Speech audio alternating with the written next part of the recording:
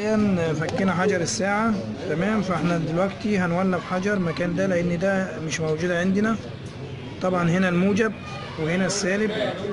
الحجر ده بيبقى مغلف بالطريقة ديت. فاحنا طبعا فكينا التغليف بتاعه زي ما انتم حضراتكم شايفين دلوقتي. وهنركب حجر غيره.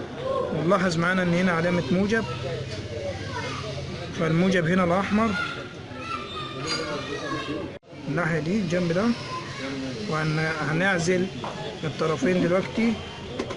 واهم حاجة نتأكد من العزل. وبعد كده بنقيس الحجر عشان يدينا 3 فولت مظبوط، بدل ما نخلف السالب مكان الموجب، وده ممكن يسبب معانا مشكلة في اللاب.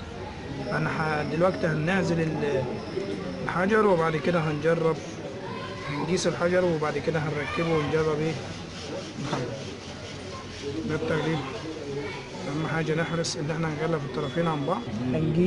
هنحط الطرف السالب على السالب ونحط الطرف الموجب على الموجب، وهنشوف هيدينا سالب 3 ولا هيدينا موجب 3.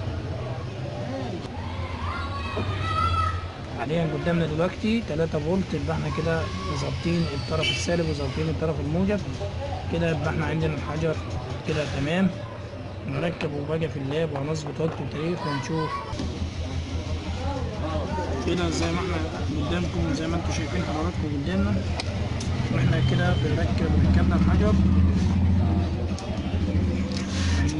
نقفل الغطا